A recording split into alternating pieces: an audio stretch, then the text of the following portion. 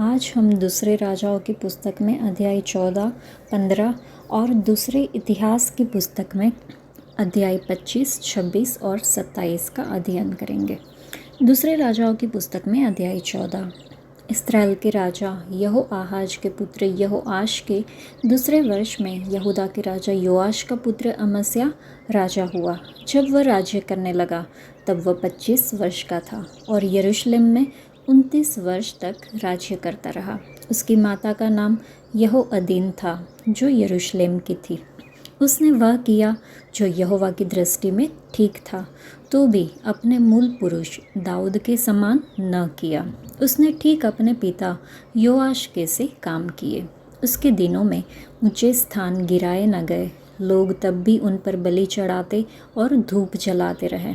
जब राज्य उसके हाथ में स्थिर हो गया तब उसने अपने उन कर्मचारियों को मृत्युदंड दिया जिन्होंने उसके पिता राजा को मार डाला था, परंतु उन खूनियों के बच्चों को उसने न मार डाला, क्योंकि यहोवा की यह आज्ञा मूसा की व्यवस्था की पुस्तक में लिखी है, पुत्र के कारण पिता न मार डाला जाए और पिता के कारण पुत्र न मार डाला जाए। जिसने पाप किया हो वही उस पाप के कारण मार डाला जाए। उसी अमस्याह ने नमक की तराई में 10,000 एदोमी पुरुष मार डाले और सेला नगर से युद्ध करके उसे ले लिया और उसका नाम योक्तिल रखा और वह नाम आज तक चलता है। तब अमस्याह ने इस्राएल के राजा यहोआश के पास, जो येहू का पोता और यहोआहाज का पुत्र था, दूतों से कहला भेजा, आ हम एक दूसरे का सामना करें। इस्राएल के राजा यहोआश ने यहूदा के राजा अमस्याह के पास यूं कहला भेजा, लबानोन पर की एक झड़बेरी ने लबानोन के एक देवदारू के पास कहला भेजा, अपनी बेटी का मेरे बेटे से विवाह कर दे। इतने में लबानोन में का एक वन पशु पास से चला गया और उस झड़बेरी को रौंद डाला। तूने एदोमियों को जीता है, इसलिए तू फूल उठा है। उसी पर बड़ाई मारता हुआ घर में रह जा। तू अपनी हानि के लिए यहाँ क्यों हाथ उठाता है, जिससे तू क्या वरन यहूदा भी नीचा देखेगा। परंतु अमस्याह न माना। तब इस्राएल के राजा यहोआश ने चढ़ाई की और उसने और यहूदा के राजा अमस्याह ने यहूदा देश के बेत शेमेश में एक दूसरे का सामना किया। तब यहूदा इस्राएल से हार गया और एक एक अपने अपने डेरे को भागा। तब इस्राएल के राजा यहोआश ने यहूदा के राजा अमस्याह को, जो अहज्याह का पोता और योआश का पुत्र था, बेत शेमेश में पकड़ लिया और यरूशलेम को गया और एप्रेमी फाटक से कोने वाले फाटक तक 400 हाथ यरूशलेम की शहरपनाह गिरा दी और जितना सोना चांदी और जितने पात्र यहोवा के भवन में और राजभवन के भंडारों में मिले, उन सब को और बंधक लोगों को भी लेकर वह शोम्रोन को लौट गया। यहोआश के और काम जो उसने किए और उसकी वीरता और उसने किस रीति यहूदा के राजा अमस्याह से युद्ध किया, यह सब क्या इस्राएल के राजाओं के इतिहास की पुस्तक में नहीं लिखा है। अंत में यहोआश अपने पुरखाओं के संग सो गया और उसे इस्राएल के राजाओं के बीच शोम्रोन में मिट्टी दी गई और उसका पुत्र यारोबाम उसके स्थान पर राज्य करने लगा। यहोआहाज के पुत्र इस्राएल के राजा यहोआश के मरने के बाद योआश का पुत्र यहूदा का राजा अमस्याह 15 वर्ष जीवित रहा। अमस्याह के और काम क्या यहूदा के राजाओं के इतिहास की पुस्तक में नहीं लिखे हैं। जब यरूशलेम में उसके विरुद्ध राजद्रोह की गोष्ठी की गई तब वह लाकीश को भाग गया, अतः उन्होंने लाकीश तक उसका पीछा करके उसको वहाँ मार डाला। तब वह घोड़ों पर रख यरूशलेम में पहुंचाया गया और वहां उसके पुरखाओं के बीच उसको दाऊदपुर में मिट्टी दी गई। तब सारी यहूदी प्रजा ने अजर्याह को लेकर, जो 16 वर्ष का था, उसके पिता अमस्याह के स्थान पर राजा नियुक्त कर दिया। राजा अमस्याह अपने पुरखाओं के संग सो गया। तब उसके बाद अजर्याह ने एलत को दृढ़ करके यहूदा के वश में फिर कर लिया। यहूदा के राजा योआश के पुत्र अमस्याह के राज्य के 15वें वर्ष में इस्राएल के राजा यहोआश का पुत्र यारोबाम शोम्रोन में राज्य करने लगा और 41 वर्ष राज्य करता रहा। उसने वह किया जो यहोवा की दृष्टि में बुरा था, अर्थात नबात के पुत्र यारोबाम, जिसने इस्राएल से पाप कराया था, उसके पापों के अनुसार वह करता रहा और उनसे वह अलग न हुआ। उसने इस्राएल की सीमा हमात की घाटी से ले अराबा के ताल तक ज्यों की त्यों कर दी, जैसा कि इस्राएल के परमेश्वर यहोवा ने अमित्ते के पुत्र अपने दास गथेपेरवासी योना भविष्यवक्ता के द्वारा कहा था। क्योंकि यहोवा ने इस्राएल का दुख देखा कि बहुत ही कठिन है, वरन क्या बंधु व क्या स्वाधीन कोई भी बचा न रहा, और न इस्राएल के लिए कोई सहायक था। यहोवा ने यही कहा था कि मैं इस्राएल का नाम धरती पर से मिटा डालूंगा। अतः उसने यहोआश के पुत्र यारोबाम के द्वारा उनको छुटकारा दिया। यारोबाम के और सब काम जो उसने किए और कैसे पराक्रम के साथ उसने युद्ध किया, और दमिश्क और हमात को जो पहले यहूदा के राज्य में थे इस्राएल के वश में फिर मिला लिया, यह सब क्या इस्राएल के राजाओं के इतिहास की पुस्तक में नहीं लिखा है? अंत में यारोबाम अपने पुरखाओं के संग जो इस्राएल के राजा थे सो गया, और उसका पुत्र जकर्या उसके स्थान पर राज्य करने लगा।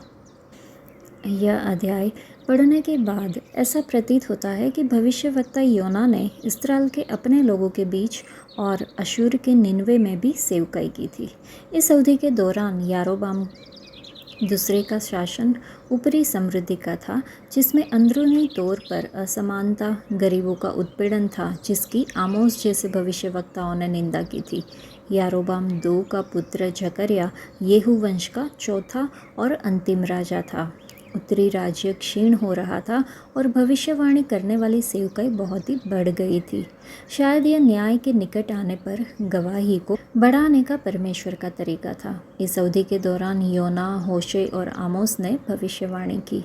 परमेश्वर ने कलीसिया के सबसे अंधकारमय और सबसे पतित युगों में भी चमकती हुई ज्योतियाँ खड़ी की, जिन्होंने अपने लेखन, उपदेश और परमेश्वरीय जीवन से अपने समय के लोग और युगों युगों तक दूसरों से परमेश्वर की अपेक्षाओं को प्रतिबिंबित किया।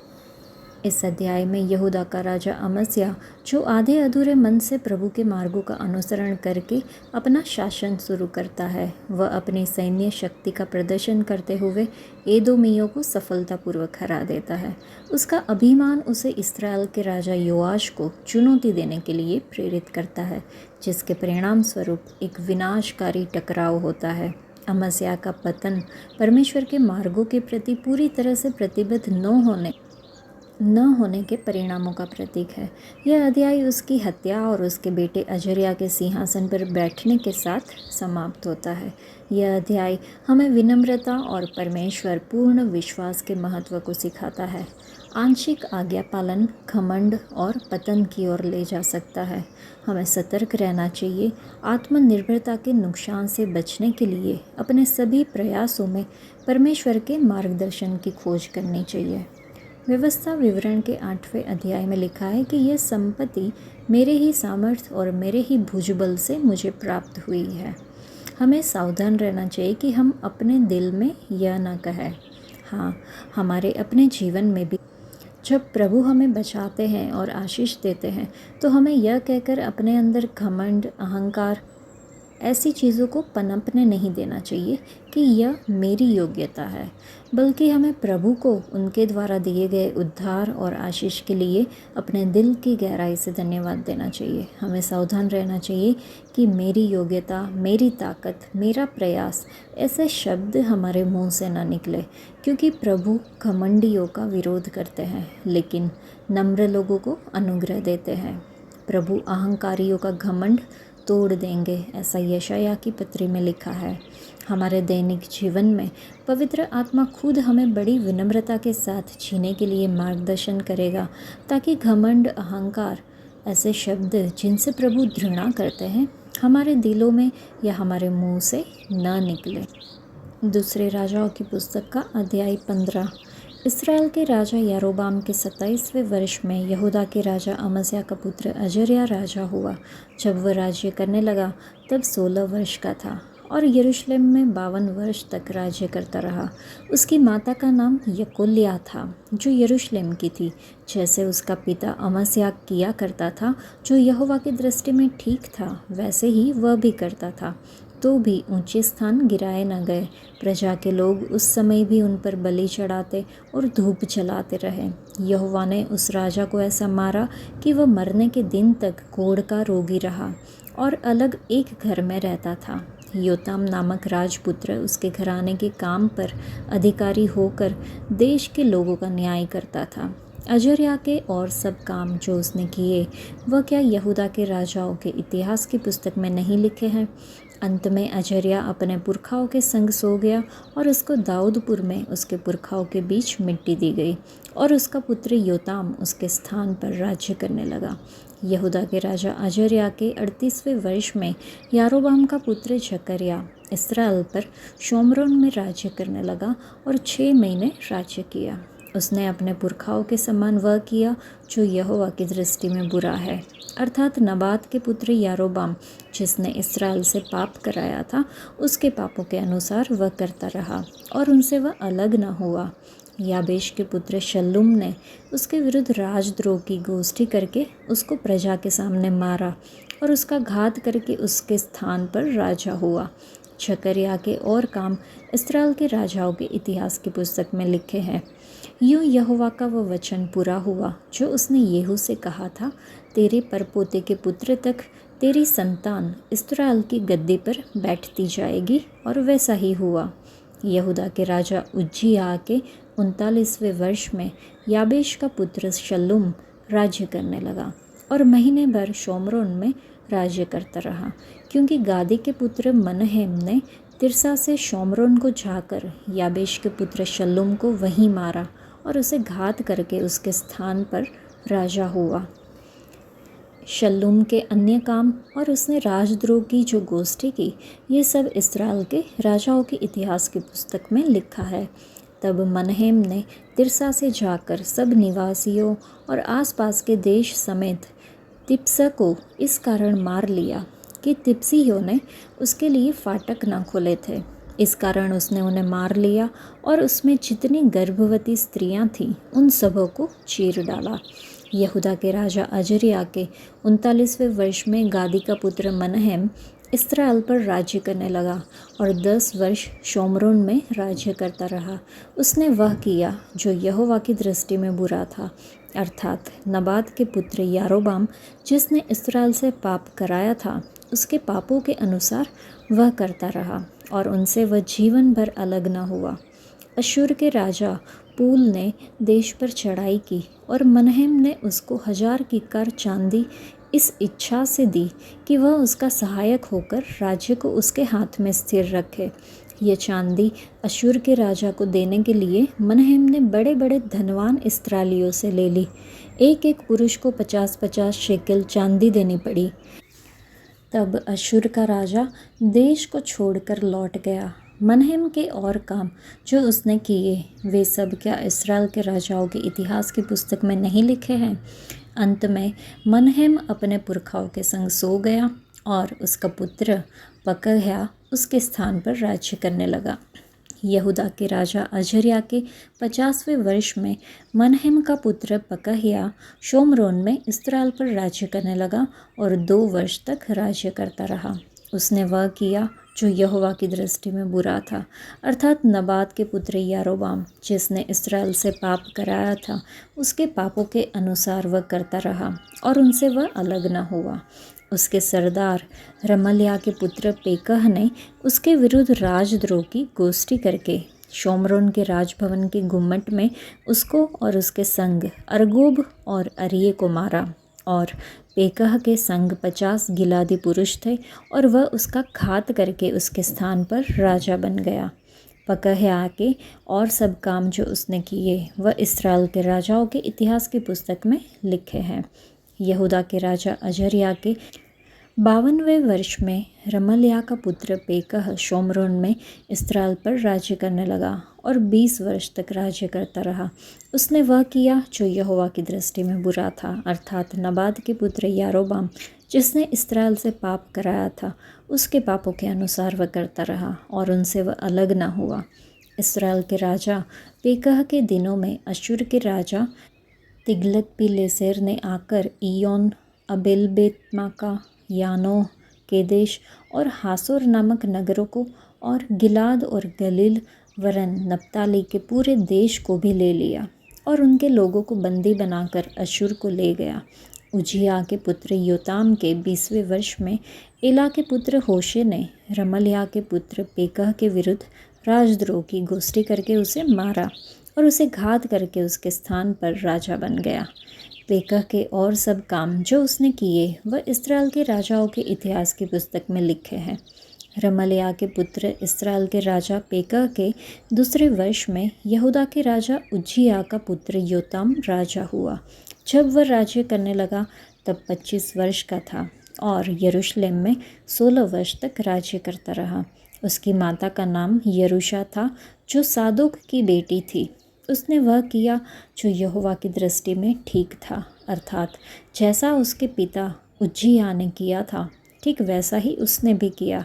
तो भी ऊंचे स्थान गिराए न गए।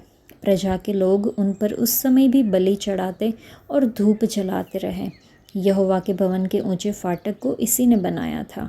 योताम के और सब काम जो उसने किए वे क्या यहूदा के राजाओं के इतिहास की पुस्तक में नहीं लिखे हैं?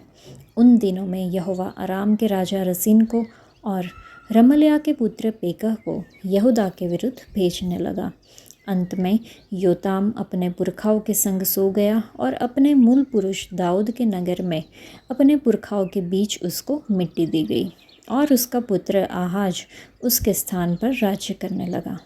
यह अध्याय इस्राएल और यहूदा दोनों में राजाओं को प्रस्तुत करता है, उनके शासनकाल और देश के आत्मिक पतन का विवरण देता है। अजर्या यहूदा में शासन करता है जो परमेश्वर के प्रति अपनी वफादारी के लिए जाना जाता है, जब तक कि घमंड उसके पतन का कारण नहीं बन जाता, जब वह मंदिर में धूप जलाने का प्रयास करता है। इस्राएल में कई राजा उठते और गिरते हैं, जिनमें से कई यहोवा की दृष्टि में बुराई करते हैं, जिससे देश पाप और अस्थिरता की ओर बढ़ता है। यह अध्याय अशांत राजनीतिक परिदृश्य और परमेश्वर से दूर होने के परिणामों को दर्शाता है। विश्वास योग्यता और आज्ञा उल्लंघन के बार बार होने वाले चक्र आत्मिक नेतृत्व के महत्व की याद दिलाता है। हमें अपने विश्वास को दृढ़ बनाए रखने और अपने आसपास के लोगों को सकारात्मक रूप से प्रभावित करने के लिए बुलाया जाता है। व्यक्तिगत और सामूहिक रूप से हमारे द्वारा किए गए चुनाव हमारे समुदाय और भावी पीढ़ियों पर स्थायी प्रभाव डालते हैं। इस अध्याय के वचन 12 में हमने देखा कि यूँ यहोवा का वचन पूरा हुआ जो उसने येहू से कहा था कि तेरे परपोते के पुत्र तक तेरी संतान इस्राएल की गद्दी पर बैठती जाएगी, और वैसा ही हुआ। येहू अहाब के घराने के विरुद्ध परमेश्वर के न्याय को क्रियान्वित करने के लिए इतना प्रतिबद्ध था कि परमेश्वर ने उससे वादा किया कि उसके वंशज चौथी पीढ़ी तक इस्राएल के सिंहासन पर बैठेंगे। येहू ने इस्राएल में बाल की आराधना समाप्त कर दी। हालांकि उसने यारोबाम के पापों का अनुसरण करके सच्चे परमेश्वर की झूठी आराधना को प्रोत्साहित किया, जिसने बेतेल और दान में सुनहरे बछड़ों की आराधना करके इज़राइल को पाप की ओर प्रेरित किया था। लेकिन परमेश्वर अपने वादे को पूरा करने के लिए वफादार थे। जकरिया की मृत्यु के साथ येहू की चौथी पीढ़ी का शासन खत्म हो गया। यदि परमेश्वर बेवफा येहू के साथ अपना वादा निभाने के लिए इतने दयालु थे, तो वह निश्चित रूप से अपने वफादार बच्चों से किए गए वादे पूरे करेंगे। पवित्र शास्त्र कहता है कि परमेश्वर मनुष्य नहीं है कि वह झूठ बोले, और न वह मनुष्य का पुत्र है कि पश्चाताप करे। जो उसने कहा क्या वह उसको न करे? जो वह बोले क्या वह उसको पूरा न करे? गिनती की पुस्तक में हम देख सकते हैं परमेश्वर ने जो भी वादा किया है वह हमेशा पूरा होगा। उनका हर एक शब्द सत्य है। तो यह था, जो है और ऐसा ही होगा। यीशु मसीह ने घोषणा की कि वह व्यवस्था और भविष्यवक्ताओं को पूरा करने के लिए आए हैं। उनके पुनरुत्थान के समय एक स्वर्गदूत ने कहा कि वह यहाँ नहीं है, क्योंकि जैसा उसने कहा था वह जी उठा है। यीशु ने हमसे वादा किया है पवित्र आत्मा प्राप्त करने के संबंध में कि जो मुझ पर विश्वास करता है, जैसा पवित्र शास्त्र कहता है, उसके हृदय में से जीवन के जल की नदियाँ बह निकलेगी। यह आज तक पूरा हो रहा है। अभिषिक्त विश्वासी गवाह है। यीशु मसीह ने वादा किया है कि देख, मैं शीघ्र आ रहा हूँ और प्रत्येक को उसके कार्य के अनुसार देने के लिए मेरे पास प्रतिफल है। यीशु मसीह कल, आज और युगानुयुग एक सा है। यीशु कभी नहीं बदलेंगे और वह अवश्य आएंगे। यीशु ने वादा किया है कि मैं शीघ्र आ रहा हूँ। उन्होंने यह कहा है और वैसा ही होगा। क्या हम कह सकते हैं आमीन? हे प्रभु यीशु आओ। क्या हमें विश्वास है कि परमेश्वर बाइबल में दिए गए सभी वादों को अवश्य पूरे करेंगे?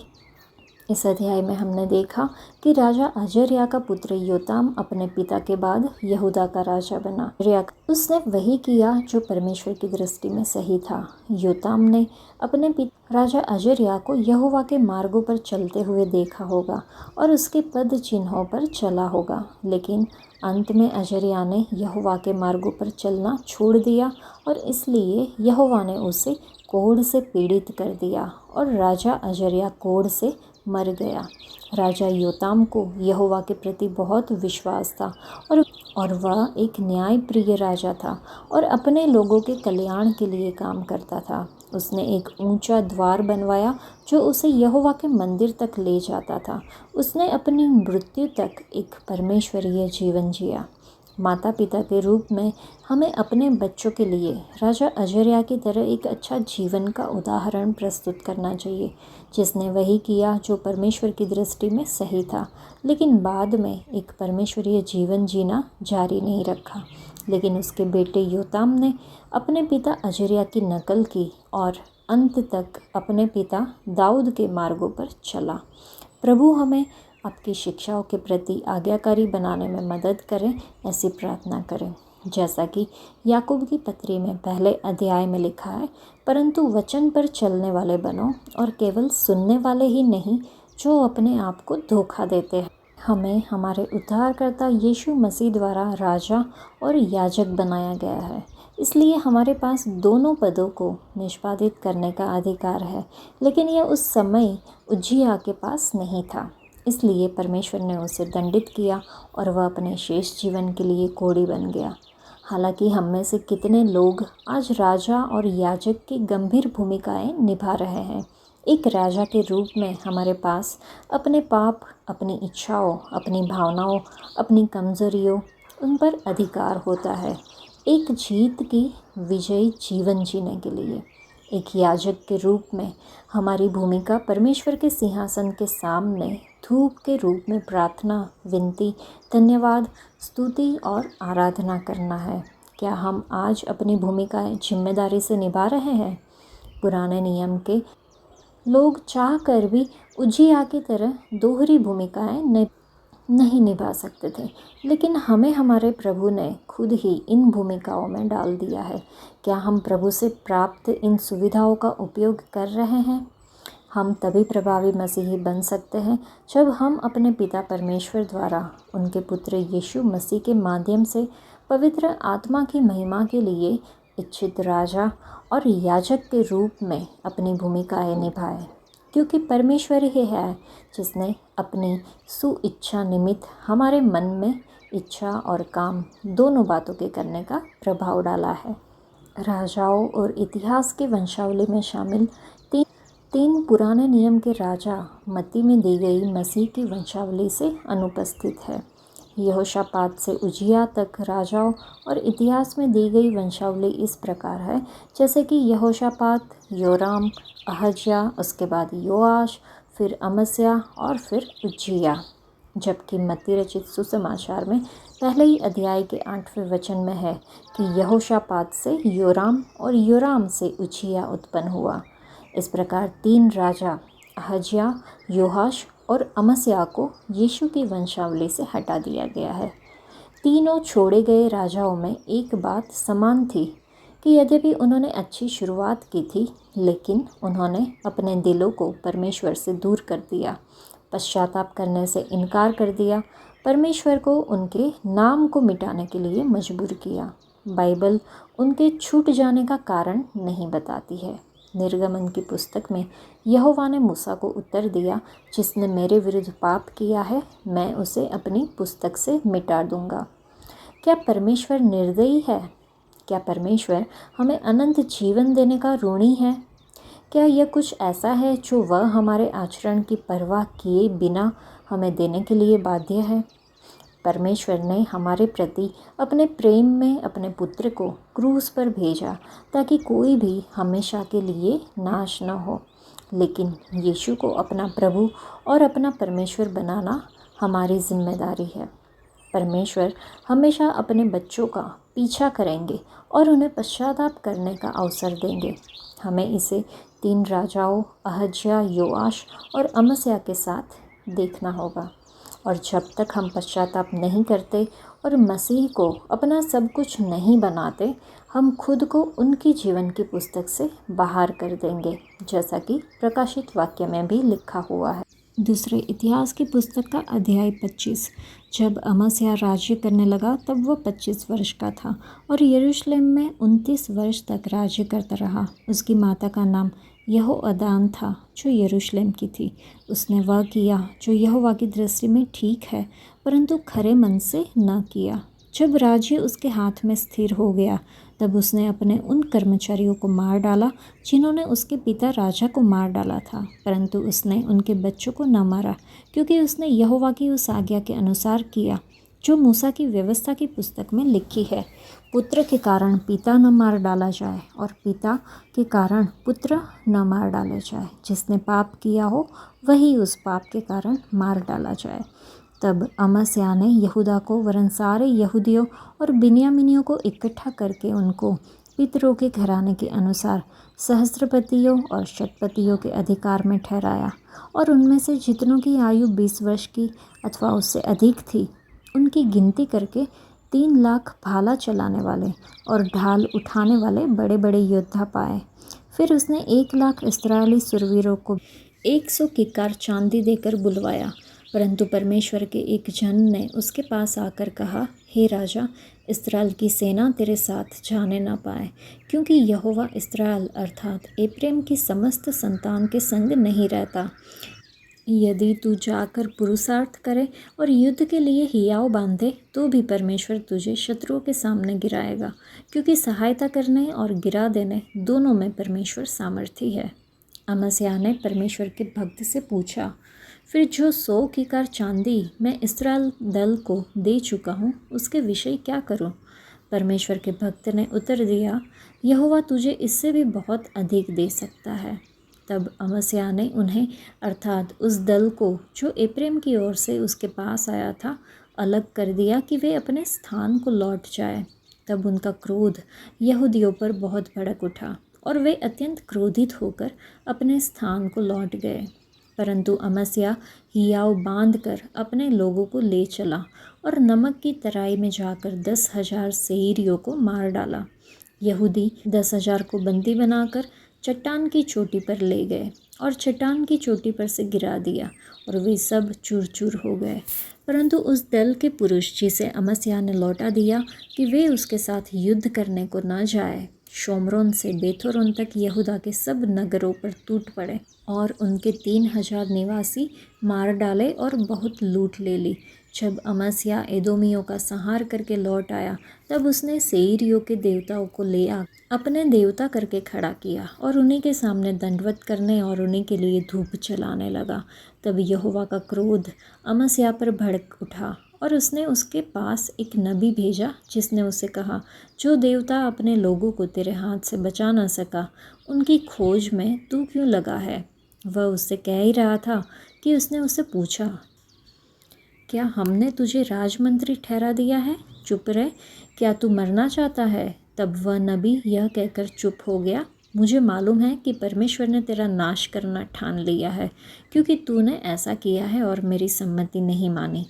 तब यहूदा के राजा अमस्या ने सम्मति लेकर इस्राएल के राजा यहोआश के पास, जो येहू का पोता और यहोआहाज का पुत्र था, यूं कहला भेजा, आ हम एक दूसरे का सामना करें। इस्राएल के राजा यहोआश ने यहूदा के राजा अमस्या के पास यूं कहला भेजा, लबानोन पर की एक जड़बेरी ने लबानोन के एक देवदारू के पास कहला भेजा, अपनी बेटी मेरे बेटे को ब्याह दे। इतने में लबानोन का कोई वन पशु पास से चला गया और उस जड़बेरी को रौंद डाला। तू कहता है कि मैंने एदोमियों को जीत लिया है, इस कारण तू फूल उठा और डींग मारता है। अपने घर में रह जा, तू अपनी हानि के लिए यहाँ क्यों हाथ डालता है? इससे तू क्या वरन यहूदा भी नीचा खाएगा। परंतु अमस्याह ने न माना। यह तो परमेश्वर की ओर से हुआ कि वह उन्हें उनके शत्रुओं के हाथ कर दे, क्योंकि वे एदोम के देवताओं की खोज में लग गए थे। तब इस्राएल के राजा यहोआश ने चढ़ाई की और उसने और यहूदा के राजा अमस्याह ने यहूदा देश के बेत शेमेश में एक दूसरे का सामना किया। यहूदा इस्राएल से हार गया और हर एक अपने अपने डेरे को भागा। तब इस्राएल के राजा यहोआश ने यहूदा के राजा अमस्याह को, जो यहोआहाज का पोता और योआश का पुत्र था, बेत शेमेश में पकड़ा और यरूशलेम को ले गया और यरूशलेम की शहर पनाह को एप्रेमी फाटक से कोने वाले फाटक तक 400 हाथ गिरा दिया। जितना सोना चांदी और जितने पात्र परमेश्वर के भवन में ओबेदेदोम के पास मिले और राजभवन में जितना खजाना था, उस सब को और बंधक लोगों को भी लेकर वह शोम्रोन को लौट गया।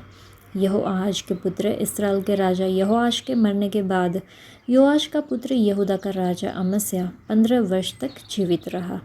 आदि से अंत तक अमस्याह के और काम क्या यहूदा और इस्राएल के राजाओं के इतिहास की पुस्तक में नहीं लिखे हैं? जिस समय अमस्याह यहोवा के पीछे चलना छोड़कर फिर गया था, उस समय से यरूशलेम में उसके विरुद्ध द्रोह की गोष्ठी होने लगी और वह लाकीश को भाग गया। अतः दूतों ने लाकीश तक उसका पीछा करके उसको वहीं मार डाला। तब वह घोड़ों पर रख कर पहुँचाया गया और उसे उसके पुरखाओं के बीच यहूदा के नगर में मिट्टी दी गई। दूसरे इतिहास की पुस्तक में अध्याय 26। तब सब यहूदी प्रजा ने उजिया को लेकर, जो 16 वर्ष का था, उसके पिता अमस्याह के स्थान पर राजा बनाया। जब राजा अमस्याह अपने पुरखाओं के संग सो गया, तब उज्जियाह ने एलूद नगर को दृढ़ करके यहूदा में फिर मिला लिया। जब उज्जियाह राज्य करने लगा, तब वह 16 वर्ष का था और यरूशलेम में 52 वर्ष तक राज्य करता रहा। उसकी माता का नाम अकीलिया था, जो यरूशलेम की थी। जैसे उसका पिता अमस्याह किया करता था, वैसा ही उसने भी किया, जो यहोवा की दृष्टि में ठीक था।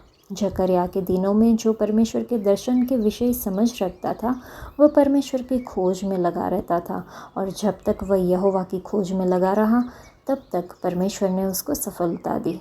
तब उसने जाकर फलिस्तियों से युद्ध किया और गत, यब्ने और अशदोद की शहरपनाह गिरा दी और अशदोद के आसपास और फलिस्तियों के बीच में नगर बसाए। परमेश्वर ने फलिस्तियों और गुरबालवासी अरबियों और मुनियों के विरुद्ध उसकी सहायता की। अम्मोनी उजिया को भेंट देने लगे, वरन उसकी कीर्ति मिस्र की सीमा तक भी फैल गई, क्योंकि वह अत्यंत सामर्थी हो गया था। फिर उज्जियाह ने यरूशलेम में कोने के फाटक और तराई के फाटक और शहरपनाह के मोड़ पर गुम्मट बनवाकर दृढ़ किए। उसके पास बहुत से जानवर थे, इसलिए उसने जंगल में और नीचे के देश और चौरस देश में गुम्मट बनवाए और बहुत से हौद खुदवाए। और पहाड़ों पर और करमेल में उसके किसान और दाख की बारियों के माली थे, क्योंकि वह खेती किसानी करने वाला था। फिर उज्जियाह के योद्धाओं की एक सेना थी, जिनकी गिनती यीएल मुंशी और मासैया सरदार हनन्याह नामक राजा के एक हाकिम की आज्ञा से करते थे, और उसके अनुसार वह दल बांध कर लड़ने को जाती थी। पितरों के घरानों के मुख्य मुख्य पुरुष जो शूरवीर थे, उनकी पूरी गिनती 2600 थी। उनके अधिकार में 3,07,000 की एक बड़ी सेना थी, जो शत्रुओं के विरुद्ध राजा की सहायता करने को बड़े बल से युद्ध करने वाले थे। इनके लिए अर्थात पूरी सेना के लिए उज्जियाह ने ढाले, भाले, टोप, झिलम, धनुष और गोफन के पत्थर तैयार किए। फिर उसने यरूशलेम में गुम्मटों और कंगूरों पर रखने को चतुर पुरुषों के निकाले हुए यंत्र भी बनवाए, जिनके द्वारा तीर और बड़े बड़े पत्थर फेंके जाते थे। उसकी कीर्ति दूर दूर तक फैल गई, क्योंकि उसे अद्भुत सहायता यहाँ तक मिली कि वह सामर्थी हो गया। परंतु जब वह सामर्थी हो गया, तब उसका मन फूल उठा और उसने बिगड़कर अपने परमेश्वर यहोवा का विश्वासघात किया। अर्थात वह धूप की वेदी पर धूप जलाने को यहोवा के मंदिर में घुस गया। पर अजर्या याजक उसके बाद भीतर गया और उसके संग यहोवा के 80 याजक भी जो वीर थे गए। उन्होंने उज्जियाह राजा का सामना करके उसे कहा, हे उज्जियाह, यहोवा के लिए धूप जलाना तेरा काम नहीं, हारून की संतान अर्थात उन याजकों ही का काम है जो धूप जलाने को पवित्र किए गए हैं। तू पवित्र स्थान से निकल जा, तूने विश्वासघात किया है। यहोवा परमेश्वर की ओर से ये तेरी महिमा का कारण न होगा। तब उज्जियाह धूप जलाने को धूपदान हाथ में लिए हुए झुंझला उठा।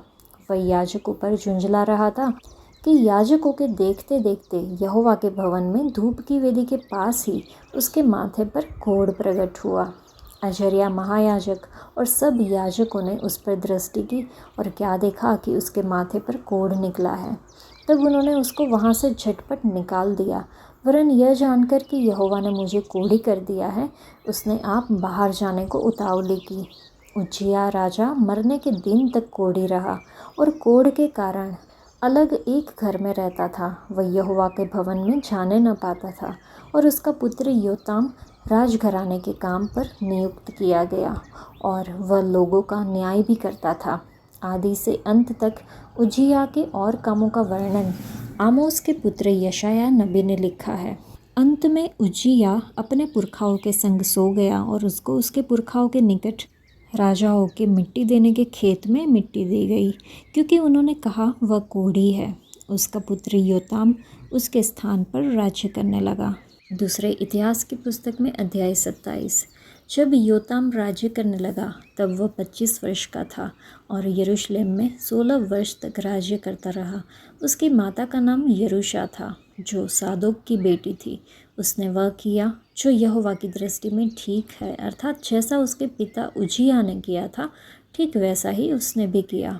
तो भी वह यहोवा के मंदिर में न घुसा और प्रजा के लोग तब भी बिगड़ी चाल चलते थे।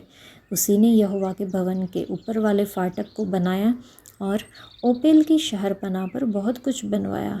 फिर उसने यहूदा के पहाड़ी देश में कई नगर दृढ़ किए और जंगलों में गढ़ और गुम्मट बनाए। वह एमोनियों के राजा से युद्ध करके उन पर प्रबल हो गया। उसी वर्ष अमोनियों ने उसको 100 कीकर चांदी और 10-10 हजार कुर गेहूँ और जौ दिया। फिर दूसरे और तीसरे वर्ष में भी उन्होंने उसे उतना ही दिया। यूँ योताम सामर्थी हो गया, क्योंकि वह अपने आप को अपने परमेश्वर यहोवा के सम्मुख जानकर सीधी चाल चलता था। योताम के और काम और उसके सब युद्ध और उसकी चाल चलन, इन सब बातों का वर्णन इस्राएल और यहूदा के राजाओं के इतिहास में लिखा है। जब वह राजा हुआ तब 25 वर्ष का था और वह यरूशलेम में 16 वर्ष तक राज्य करता रहा। अंत में योताम अपने पुरखाओं के संग सो गया और उसे दाऊदपुर में मिट्टी दी गई। उसका पुत्र आहाज उसके स्थान पर राज्य करने लगा। इन अध्यायों से हम समझ सकते हैं कि राजा अमस्याह ने शुरू में अच्छे इरादों के साथ शुरुआत की थी, लेकिन वह परमेश्वर के साथ अपने रास्ते पर बहक गया और आखिर मूर्ति पूजा को अपना लिया। परमेश्वर के खिलाफ विद्रोह करने से पहले अमस्याह ने परमेश्वर के भविष्यवक्ता की बात सुनी और एदोम के साथ युद्ध करने से पहले अपनी सेना का आकार कम कर दिया। अमस्याह घमंडी हो गया और उसने उत्तरी इस्राएल को एक ऐसे युद्ध की धमकी दी जिसकी परमेश्वर ने अनुमति नहीं दी थी। अमस्याह ने चेतावनियों को स्वीकार करने से इनकार कर दिया कि वह अपना युद्ध हार जाएगा और आखिर जेल से रिहा होने के बाद परमेश्वर ने अमस्याह को यहूदा पर और 15 साल तक शासन करने की अनुमति दी। फिर भी उसने पश्चाताप करने से इनकार कर दिया या अपने लोगों को उन चोटों से उबारने से इनकार कर दिया जो उसने उन्हें पहुंचाई थी। परिणाम स्वरूप लोग उससे नफरत करने लगे और बाद में हत्यारों ने उसकी हत्या कर दी।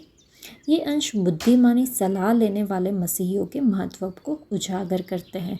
सबसे पहले और सबसे महत्वपूर्ण इसका मतलब है परमेश्वर के वचन को सुनना, अपने पूरे जीवन को उनके प्रकाशन के अधिकार के तहत व्यवस्थित करना।